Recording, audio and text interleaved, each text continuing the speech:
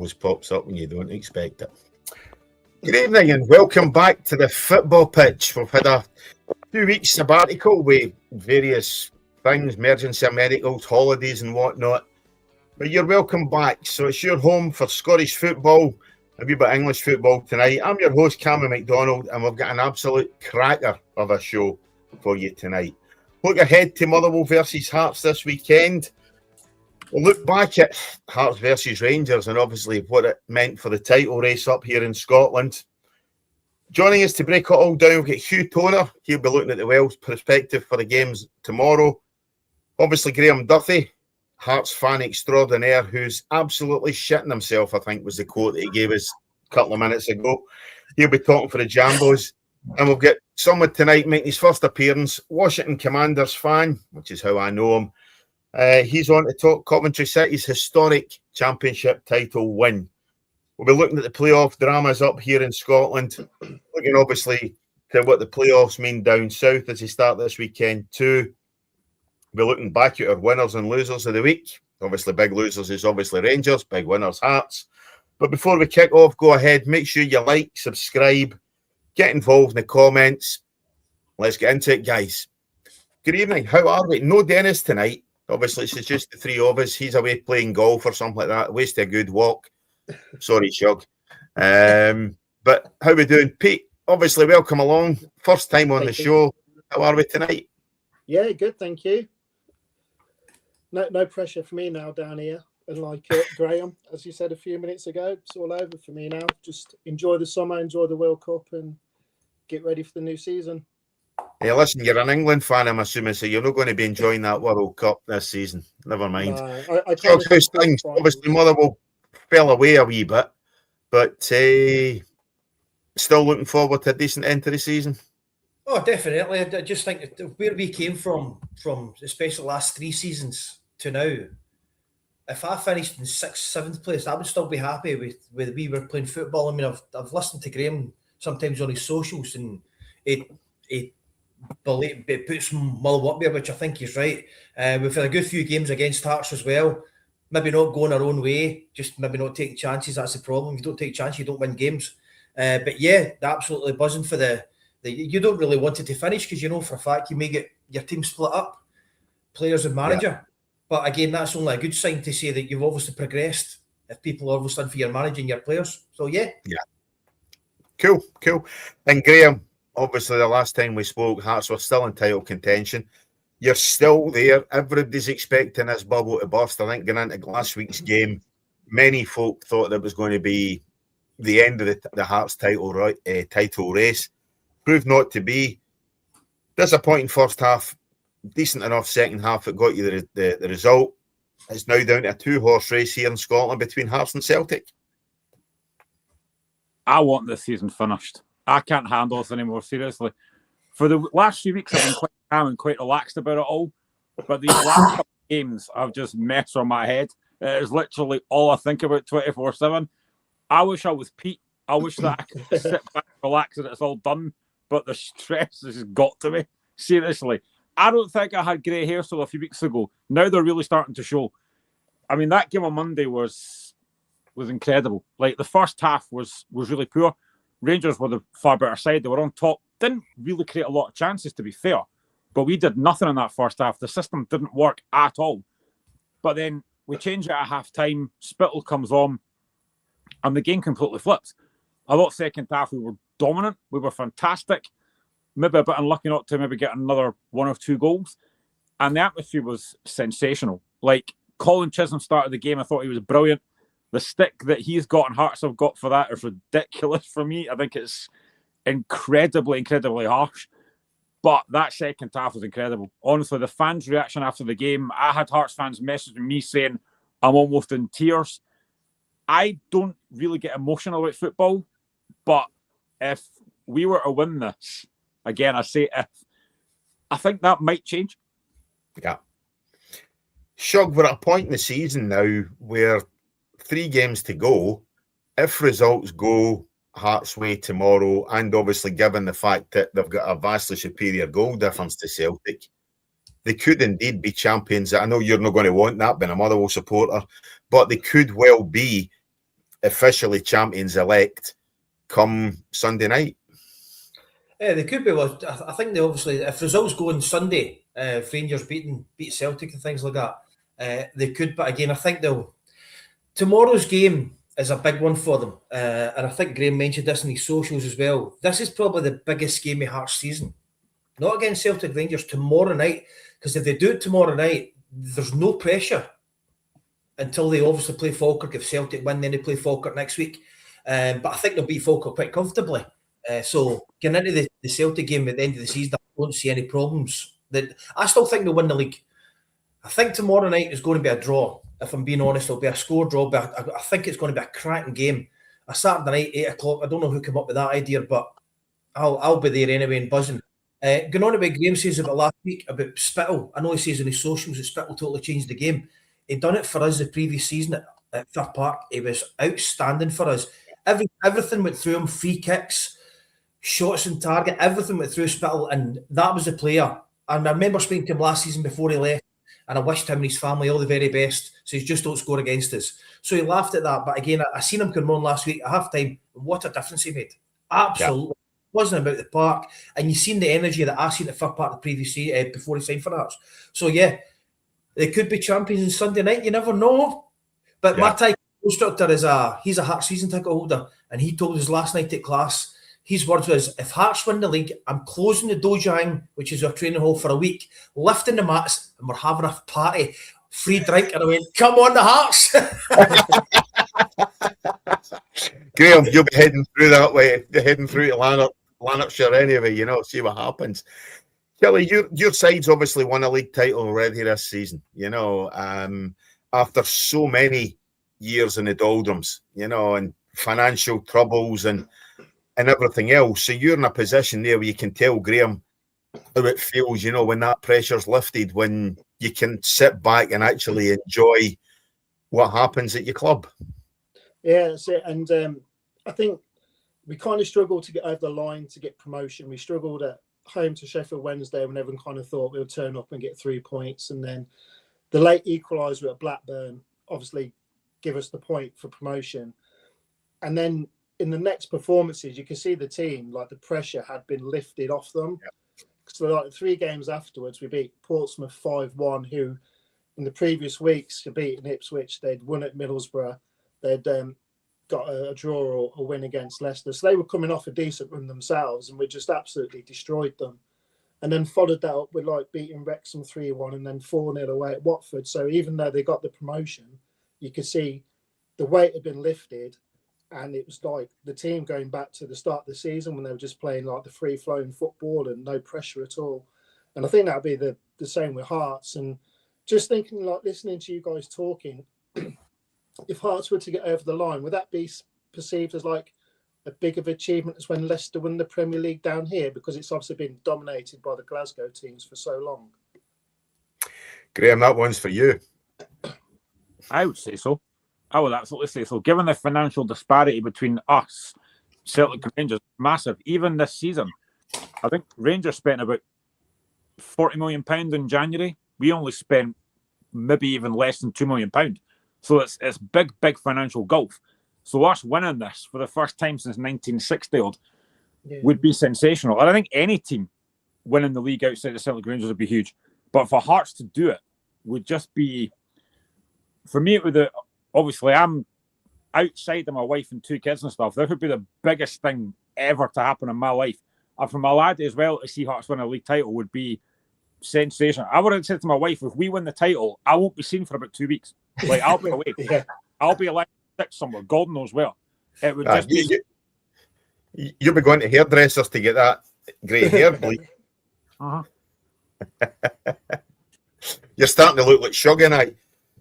Nothing on me grey hair. I've had it since I was 19. Exactly. Well, that's it. I was 9 for about that time anyway, so that's it. But no, I think you're both right. I think in terms of what happened in the Premier League with Leicester, it was lightning in a bottle, I think, with Leicester. And everything just went right for them.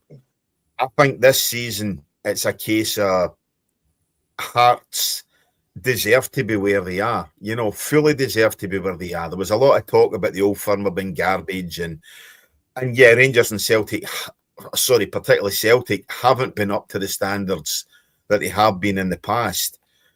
But I think the season that Leicester won it, I think effectively they were gifted it by poor Spurs, poor Man City. You know, everybody else was really, really poor that season, and Leicester just took advantage. This season, I think Hearts are there fully on merit. Shall you agree? Oh, Hearts have been great. I mean, I'm but obviously biased in thinking Mill's been the best football team, probably in the country. And I don't have any qualms of saying that. I do actually think we're the best football team. At the start, 5 draws out of 7 games. That's what killed us. Especially the three each game at Tynecastle when you're 3-0 up.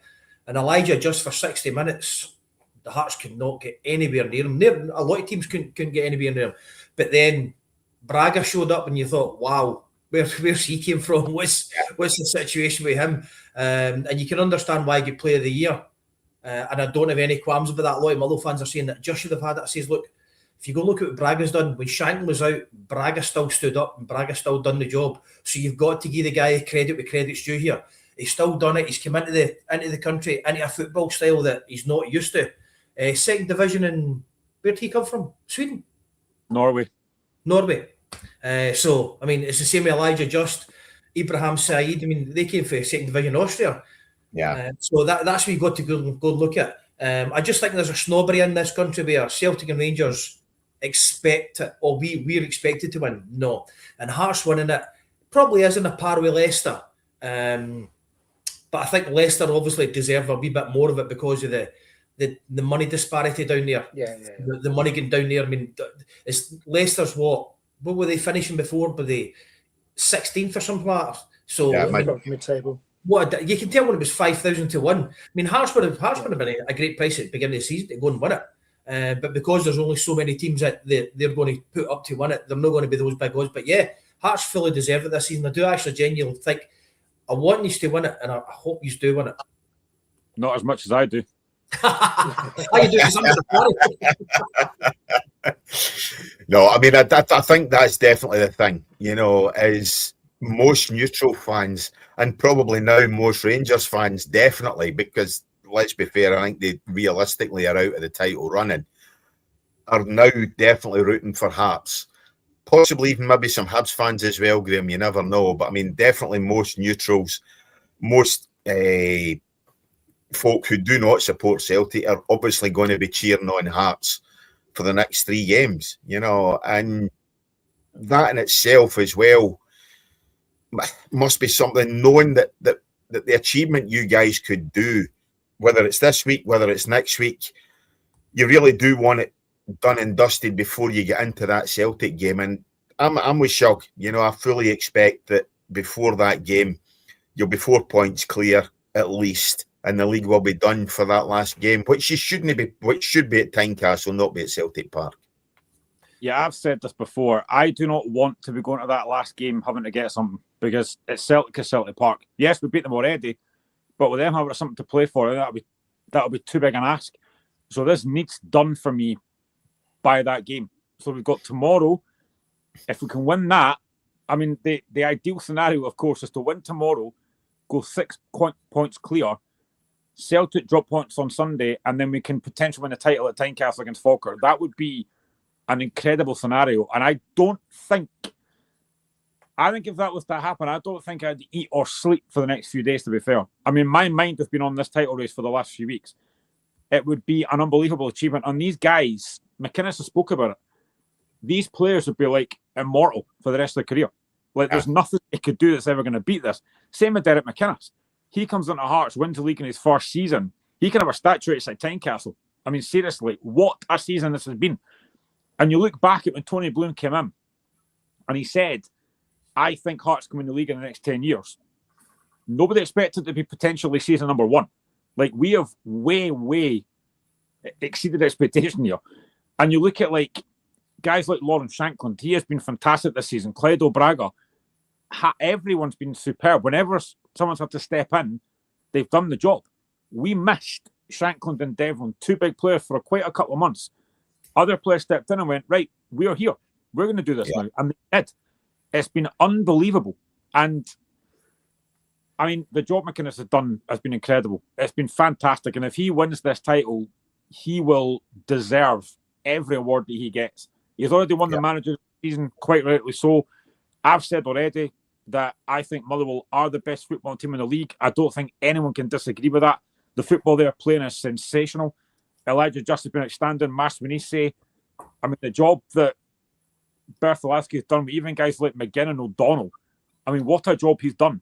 Especially So I'm under no illusion of what tomorrow's going to be. It's a very, very tough game. But if we can win, we can look ahead to Sunday and go, right, whatever happens, we've got a big chance here. But tomorrow is huge. I can't even look at Falkirk or Celtic. I have to look at tomorrow. Get 3 points tomorrow, and that would be absolutely massive. Yeah. Chilly, you were asking what it means in terms of how it ranks with the Leicester achievement, you know, of a few seasons ago. Has what Hearts have done this season made it down south? You know, is it getting talked about in the media down there? Is it a talking point, or is it pretty much still Scotland's a shit league with a backwater and let's forget about us? No, I think it gets mentioned on Sky. Obviously, it's not covered in the press as much. My mum's family is Scottish, so I tend to do keep an eye on Scottish results. But I do watch the old firm games when they're on. Generally, if I can see them, and if there's like the derby games are on, because there's obviously a lot of interest in those. But obviously, with the title race down here being quite tight as well, a lot of that is obviously getting covered. So yeah, it does get mentioned. It's not all over the press, but it is on the TV, like on the Sky Sports channels and stuff. So you do catch it. And is it getting mentioned more than if Celtic or Rangers were in Hearts' position and going for the title? I think it is getting mentioned more, just because, like we said, the monopoly seems to be, hopefully, fingers crossed for Graeme, getting broken. So it does get obviously brought to people's attention because it's something away from the norm, as you probably expect. So it does get mentioned, absolutely. It does get mentioned, yeah. Cool. So Graeme, assuming irrespective of whatever happens at the end of this season, what happens next season in terms of obviously investment? If you get the Champions League, there's obviously, I'm assuming, going to be more money there. But can we expect Hearts to sustain this for next season and make a title push next season as well? Or do they do a Leicester and capitulate?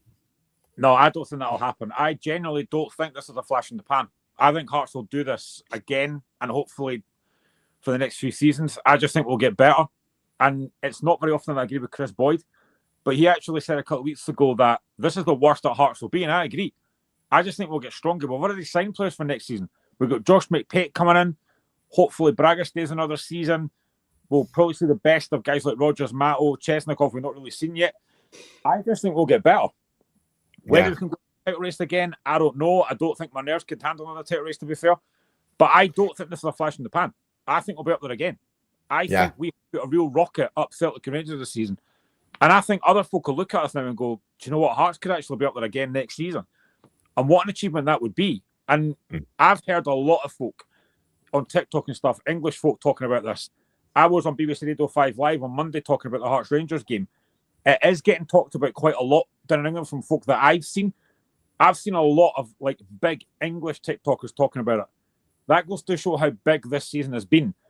And a lot of people outside of Hearts, obviously, are talking about go and win it now, Hearts. Go and create history. And it would be.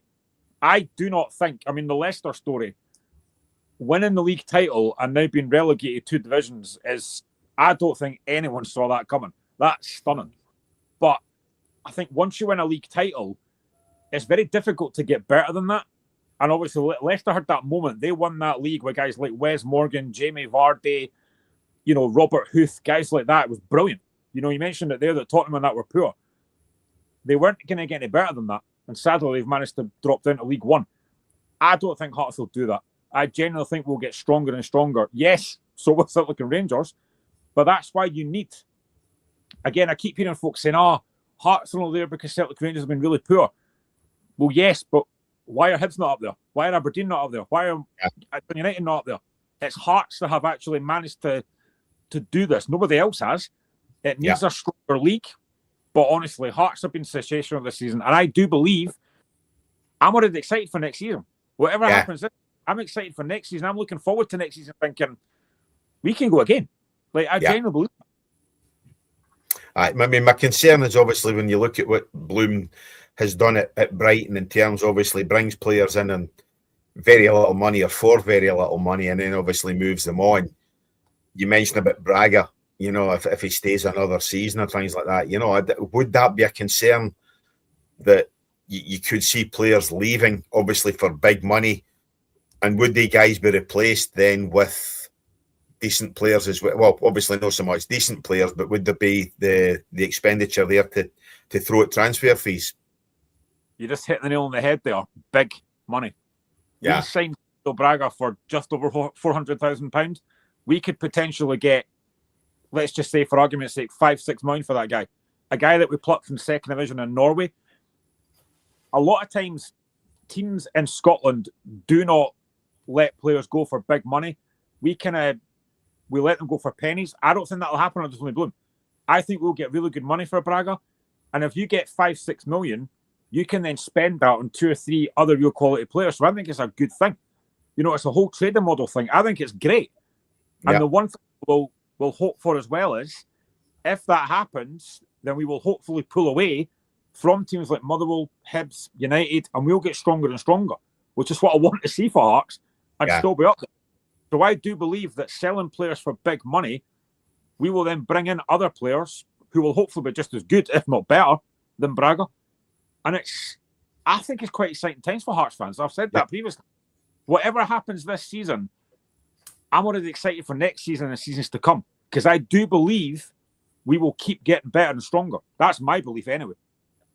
And talking about next season, they're obviously on the screen, Cattell or K11, whatever the hell that is. Do you think Leonard stays at Hearts next season? I hope so. I've been really impressed by him since he's come in January. I think it's been really good. He progresses the ball quite well. He's actually pretty good defensively as well. There was rumours that Celtic are in for him. I don't know how true that is. But I think he will probably end up going back to England again. He's a really good footballer. So, yeah, I think there's a very good chance that he could potentially leave. Yeah.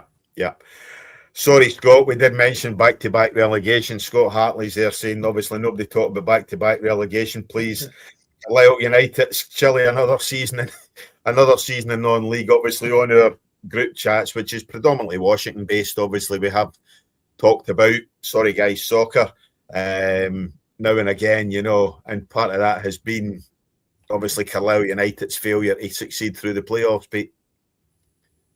Yeah, I seen Scott mention it the other week, didn't he? They were losing. But I don't know, that non-league, it's funny, isn't it? You know, Rochdale got over 100 points and then still got to go through the playoffs. Yeah, it's quite strange. So really, you think if there's any justice, they would win the playoffs and go up, because they thoroughly deserve to. I watched Soccer Saturday when they had the whole Rochdale York thing, and that was nuts. Oh, that was mental. See the Rochdale fans on the pitch celebrating, and you think, oh, that's really heartbreaking for York City. And then they go and score. It's like, honestly, that was unbelievable TV. Like, I thoroughly enjoyed that. Oh, it was priceless. Absolute good telly, that's for sure. You know, but I mean, you're talking there about Rochdale, 108 points this season. You're talking about a club who in the last 2 seasons has, on aggregate, we were talking about it in Workshop, on aggregate got over 200 points, and yet they're having to go up through the playoffs. And we spoke again about what Wrexham did. You know, they were the same in terms of their points tally, missed out during the playoffs or missed out on automatic promotion to Notts County and lost it in the playoffs. You know, so that league down there, and you know what was a nationwide league, it's definitely some league for their 5th tier. We've got the Lowland League up here, but you look at what they have down there, Shug. That's something else, you know. Oh, definitely, isn't it? I was really wanting Rochdale to win because I lived there for years. My 2 daughters were born in Rochdale, so I always keep an eye on the results for Rochdale. And for that, I'm thinking they're going to do it. And as Graeme says, you're sitting there watching it. 94th minute, I think they scored on or something like that. Then wait a minute, 7 minutes injury time, get off the park, then they got a score. You think, oh, that must be an absolute killer. You're sitting there thinking, yes, we're promoted here. Then bang, last kick of the ball, and away you go. Yeah, it's just when you go and look at obviously promotions and etc. like that, look at Ross County in the last 2 years, down and down. There you go. Now I don't think them putting Dracula in charge, as I'll call him, really helped the situation. The man who's more important than anybody else in the world always blames himself, and they've kept him in charge in League One, and it's just, I do actually feel sorry for Ross County fans putting up with that drivel every single week. The only thing he done for Motherwell was he brought Masvanisi in. He played Everton in a closed doors game, and Everton absolutely battered us. To be fair, we had academy players and that out, and Masvanisi came on as a trialist, and they signed him straight after the game, signed that bit of paper. So that's the only thing they brought in. And just like Graeme says, Motherwell's got the same model. Bring in the players and move them on. And if we actually sell all the players we could this year, we could easily get 20 million back. When you go look at Masvanisi, Watt, Elijah Just, Ibrahim Saeed, that's just a couple to start off with. Then you look at Lucas Fadinger as well. So you're going, I mean, I've seen it in work as well, Cammy. You're going to, at the end of the season, Steve O'Donnell's going to do a Scooby-Doo style refill, pull up the mask, and it's going to be Cafu under that or something like that. I don't know. No. I mean, Steve O'Donnell, the guy who 2 left feet last year and couldn't kick straight, and he's... You're like, what are you doing? Where have you came from? But it's fantastic. Paul McGinn, 35-year-old, and Team of the Year. Oh, just phenomenal. Add that to the funny, and you go. I said this on my own TikTok page. I did a video about the Player of the Year awards thing, and I said that it's probably the first time in a while that you look at the 4 candidates: Elijah Just, Masvanisi, Braga, and Shankland, and no one can complain whoever won it, because I think all 4 have had amazing seasons. I'm delighted, obviously, that Braga won it. But I'm one of these guys that if Masvanisi or Justin won it, I'd have said, do you know what? Fair play. They've been outstanding. So it's one of these ones that nobody could complain who won it, because they all deserve it. I think Masvanisi, if he kept on scoring, if he had that wee dry spell, Masvanisi, if he kept on scoring within that dry spell, I think he would have obviously won it. But as I says about 10 minutes ago, Braga stood up when Shankland wasn't there. That made a difference to me. That was a big difference. So that's why I didn't have an issue when, as you say, Graeme, any of the 4 of them could have easily walked away with that, and no one's got a complaint about it. Yeah, indeed. Well, casting our eye down south, obviously we regularly talk about the Premier League on here from England. Chile, we've got you on to talk the Championship. I know, again, on our group chat, you were getting quite emotional at last week's celebration and parade and everything else, but that just shows you there. Coventry City winning the title by 11 points from Ipswich Town, who were obviously relegated from the Premier League last season. Millwall, one of the shock sides up there, I think, down at the New Den. Southampton, Middlesbrough and Hull City making up the sides in the playoffs.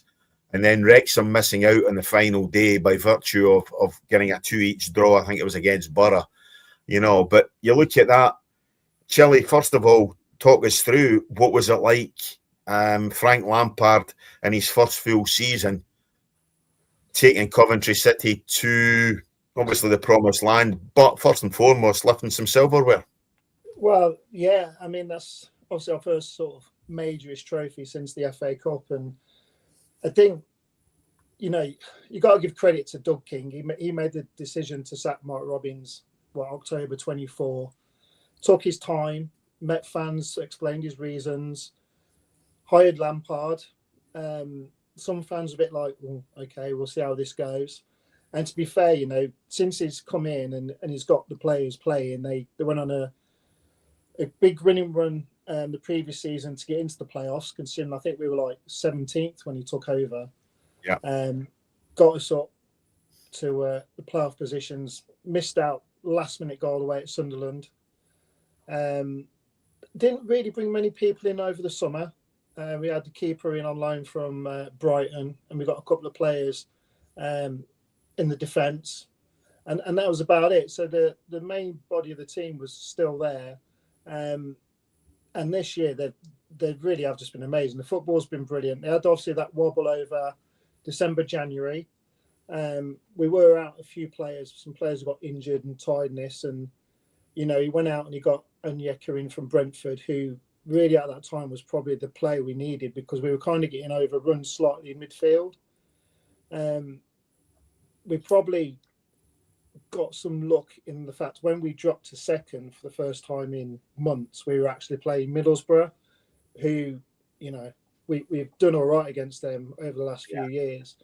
And that game Monday night, we absolutely battered them, really, and then never looked back. I think we then went on a 6 or 7 game winning run, and I think they won like 2 in their last 9 or something crazy like that. So we lost the 10-point lead, and in the end we've then won the league by 11 points, and it's remarkable. And Graeme was talking about the finance difference between Celtic, Rangers and Hearts, and it's the same when you look at Ipswich. They've just come down, they've got parachute payments, they'd spent millions on players, and I think our wage budget, I think, was something like 5th or 6th lowest in the league. So to get promoted on the back of that, and when you see the celebrations like after the game and over the weekend, you've got players singing other players' songs, Lampard joining in. You can see the togetherness in that team, and you can see how much they love playing for Lampard. And I think that's gone a long way to them getting where they are, to be honest. So next year will be tough. We're obviously going to need some investment in players over the pitch. But yeah, one to look forward to. Rumours have already started of being linked with this player and that player. And, in January it's being linked to players from like Cardiff City in the low leagues. Now all of a sudden it's players from Juventus and Feyenoord and all this crazy stuff. So it's definitely going to be interesting summer, but it is a fantastic achievement to finish that far ahead. And like say, with 3 games to go, we were promoted, and then 2 games to go, we'd won the league. So yeah, it's been phenomenal, really, to be honest. And obviously you're going to get big money bigging up to the Premier League. What is the situation at Coventry financially in terms of, will the finances be made available to Lampard? Obviously, he's done a similar job, didn't quite make it when he was in charge at Derby, in his first managerial position, jumped very, very quickly to Chelsea. First of all, is he going to hang around? And secondly, will he get the funds? Well, I think, I spoke about this with friends and stuff. Like, if he stays with Coventry, he's got no pressure on him next year. He's got, if they spend some money, it's like, well, he come up with a championship team. He didn't have much money, and he's gone down. And if he stays up, he'll get all the plaudits for keeping them up. I think there will be some money. I don't think it will be stupid amounts of money, but there'll definitely be some. They're also going to get the money from the broadcasting. But I think they've got to make some improvements to the stadium, because I didn't realise the clubs have to pay for like the VAR cameras themselves, and they now need to make boxes available for Sky teams and stuff like that. So they're going to have to make some changes to the stadium. So that's obviously going to cost money. But I think they're on a good trajectory. King's come in and he's only been here, 3 years himself. Yeah. And he's studied everything. The biggest thing we did in January was buy our stadium back off Mike Ashley and actually own the stadium, which, considering we moved there 20 years ago and had to move away for a couple of seasons, and now to own a stadium and know you're not going to get kicked out again and have to go somewhere else was probably a major thing for this club.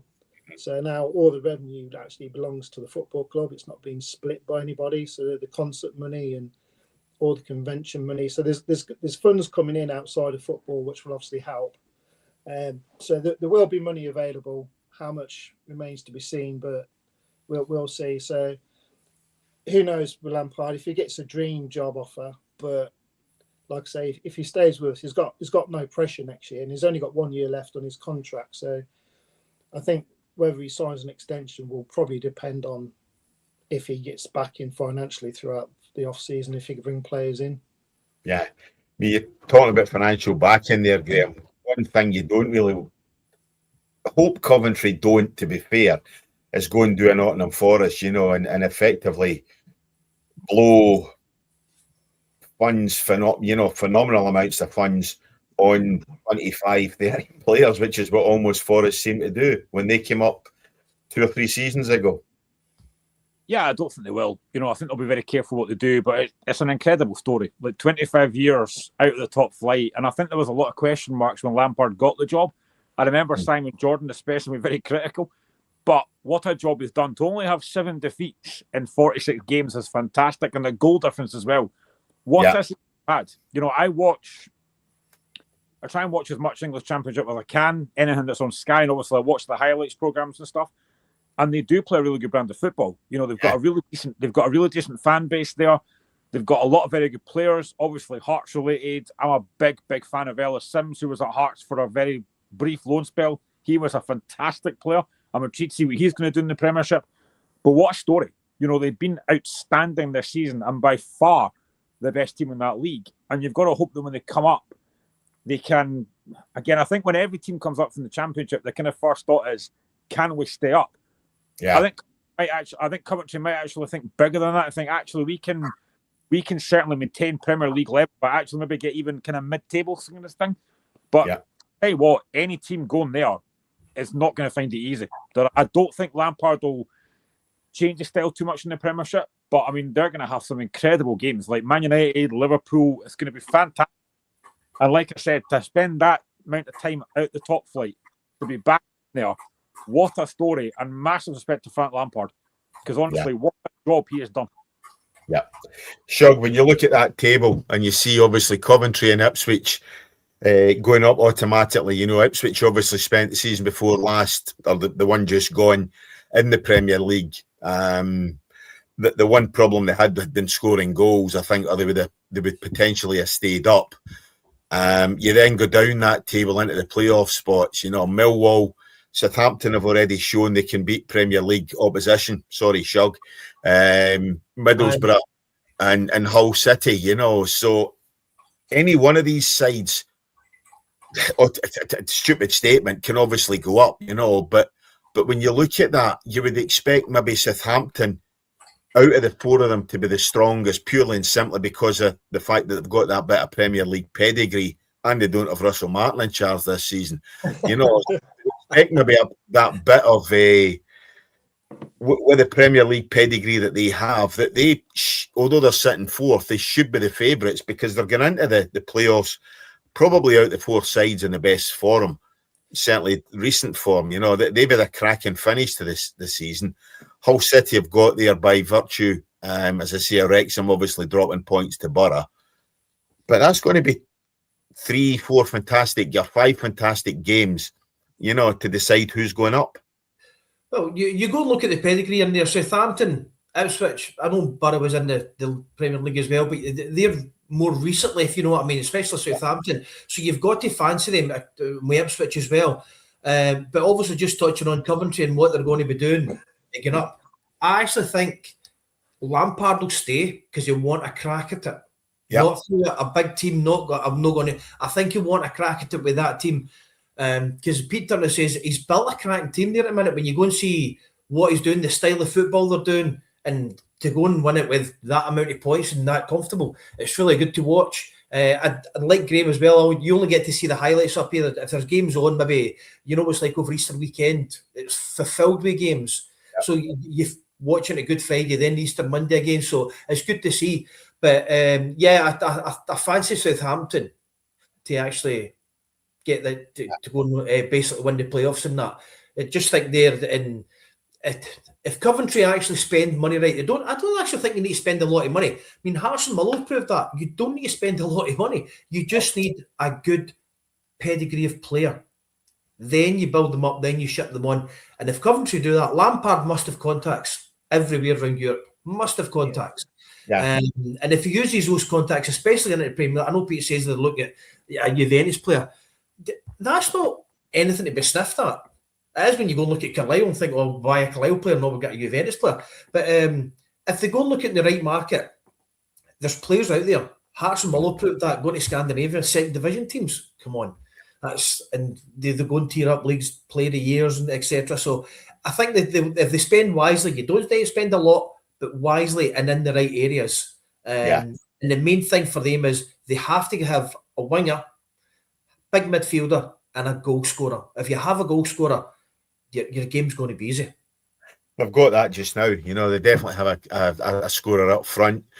My thinking is as well, if Southampton don't go up, I'd like to see maybe Coventry take a player like Ross Stewart up with him. You know, I think he's done well at Championship, you know, and I don't think he cost a lot of money, and that gives you your big centre forward as well.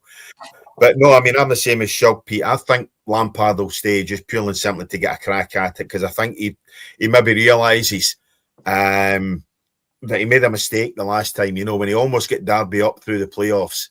You know, I think he made a mistake jumping ship too quickly to Chelsea. And I got a funny feeling that experience will have made him a bit more cautious and definitely have him hanging about at Coventry to see what he can do, you know. And it's, as Graeme says, pushing towards mid-table mediocrity. That'd be an outstanding achievement for Coventry City if they can do that in their first season up, Pete. No, absolutely. I mean, I know you, like Graeme said, it's been 25 years, and when I look back at it, it's like that's kind of half my life when I've been going to the football, and half it's been outside the Premier League. You know, there's people who are there who've never experienced seeing us in the Premier League. So it's going to be exciting for sure. In terms of players, we definitely want to sign the goalkeeper we've had. He's made a massive difference. He's probably earned us a good, 12 points for the saves he's made. And that's, an honest assessment. He's obviously from Brighton, so we've got to try and get him. I know he's entering his last year of his contract, so I'm hoping it's not going to be silly money, but it's like you say, it's you spend some money, you just got to spend it right. You look at the team we've got now, and the majority of that team were brought off the back of the money we received for Victor Gyökeres and Gustavo Hamer. We brought Gyökeres from Brighton for 800,000 and we sold him for 20 million, and then had a bit more when he went to Arsenal, who, I'm surprised no one took a punt on him in the Premier League. They had to pay 65, 70 million for him. Yeah. They could have had him for 20 million. But the chairman, he reinvested that money in players, and it was invested all across the field. And that's the basis of the team, what basically got us up. So it doesn't mean you have to spend a fortune. Players are out there. You just got to have a good scouting network, and you don't have to buy them from the Man Uniteds and the Liverpools. They are out there, like Graeme says. Braga was took from the Norwegian second division. We took Victor Torp from Norway, and you've seen the goals he's scored this year. And he's got 10 goals from midfield, and I think 7 assists, they were saying. And he's been phenomenal. And he hasn't played every game because of players like Redoni and stuff. So there's players out there. As long as you're not just drawn to saying, I've got to get an English player from this club, then definitely there's players out there that will improve your team and take it to the next level. Yeah, 100%. Well, I say congratulations, obviously, to Coventry City. I say, I know for reading your post, Pete, exactly what it meant, for you for last weekend. So even that in itself, just to get that from your side winning the league is absolutely fantastic. Obviously, the Scottish leagues this season, they've all culminated. The lower leagues, they're all pretty much done, with the exception of the playoffs, and now we're in. When we look at what you've got down south in the playoffs, ours up here are, well, not a patch on them, shall we say? Let's be polite, But that's our playoff picture after Tuesday night's results, which the battle for the Premier League, which is a three-way battle, and then obviously the side at the second bottom of the Premier League then gets the advantage again. So the lower leagues are disadvantaged. But we look at that, Dunfermline 1, Arbroath 0. Arbroath third, Dunfermline Scottish Cup finalists. An early goal there. And that game is just kicking off now up at Gayfield. The second leg is just kicking off tonight. We look at the Championship playoffs. Alloa Athletic 1, Airdrie 0, Queen of the South 1, Steny 1. Obviously, that tie can go any way at all. And then for the League One playoffs, Clyde 2, the Spartans 0 on Tuesday night at Hamilton. And Forfar Athletic 1, Hamilton Academical 3. And they're playing tomorrow at Cumbernauld, where Clyde obviously used to play. So we could end up with a battle in league for the League One playoffs between Hamilton and Clyde, and neither of the two sides know where their home ground is, Shug. It's actually quite funny. Well, it's not funny because if you've seen the notice that Hampton Accies put out earlier on about they're wanting now getting the taxman's now going after them, put them in administration, things like that now. So is it really going to matter if they get into that within the next? I think they've got 6 weeks to fight it, things like that. But yeah, as you say, between Hamilton and Clyde, they don't actually know where their home ground is. One's at one side, one's at the other side. Just it was quite funny because I was speaking to Hugh Lewis, obviously, when he was out this other day, just in regards to Clyde. I mean, where are they going to be playing now? Are they moving? Are they not moving? Are they? You don't actually know now. I mean, there's that many ifs and buts and maybes with them. So, yeah, it's interesting, obviously, when you go and look at that. As you say, it's not a passion, the playoffs down south, but it is what it is. We've got to put up with it. That's the thing about it. I just don't like the playoff system for the championship. I think it's bitterly unfair. Yep. The teams get 6 games to play to get there, where the Premiership teams playing 2, and you think, come on, they're not getting a rest. The Premiership teams getting a bigger rest out of it and things like that. So yeah, I don't agree with it. They really need to do something about that, make it a wee bit more fair. Yeah, I mean, obviously, again, Graeme, we're in a situation where Turkey's only going to vote for whatever they can get, for Christmas or whatever, So when it comes down to the fact it's the Premier League sides deciding how these playoffs are structured to get into the Premier League, they're never, ever going to put themselves in a position which is going to be good for Scottish football in terms of these playoffs, in terms of either expanding the league or changing the playoff system, So I think we're going to be stuck with this at the very best we can get if you're not a fan of a side in the Premier League. Shug's right. 6 games Dunfermline or Arbroath are going to have to play to get promotion. If they win this tie, they then get 2 games against Thistle and then another 2 games against whichever side. And it's looking very much like either St Mirren or Kilmarnock finish second bottom of that Premier League. Yeah, and also the fact that the Premier League side does the advantage of the second leg at home, which also the Championship team. But at the risk of repeating myself, because I've spoken about this so many times, I have banged the drum for years and years and years about league expansion. And I will keep banging the drum about that because I think the league should be expanded. I would like to see teams like Dunfermline, Partick Thistle, Ayr United, for example, all in the Premier League. But the time to do it, as I said ages and ages ago, was back in 2020 when COVID hit, and it was a completely unique situation. That was the time to say, right, this is very unique. This is something different. Let's expand the league. But what they did, as they tend to do, is the SPL decided, let's take a vote. And every team voted for their own self-interest, which of course they're going to do. And then it didn't happen. So that for me was a bad thing to do. If that was me in charge of the SPL, I'm saying, right, we're expanding the league. We're going to do something different. There's no vote on it. We're just going to do it. But no, they let other teams vote, and that's what happened. But the playoff is unfair.